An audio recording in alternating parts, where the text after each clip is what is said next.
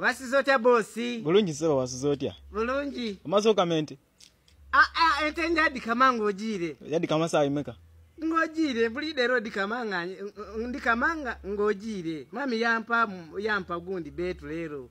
Betu yachi. Takambisa ubinge wewe wambisanga. Tana kubisanga bobi ntia. Kati nezebuza nti ni woli kujja okumvuga nga ndija mu kyalo ne motoka yange. Motoka yo? Olija mu kyalo kola ki? Mami akali kukoberako. Akali.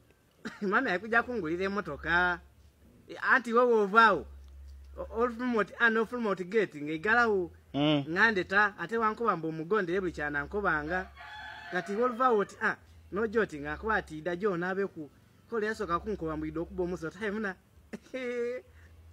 mzee edinga binuma mukazi wange mwene nga nali kukoba ebyo naja mu kisenge kyo naba yakwanga mugumpomero singebo kukobyo binuma yani niogera nako mami ndeka tofaya tuna tokubaino kerere nga mukazi wange nali kukola ebintu ebyo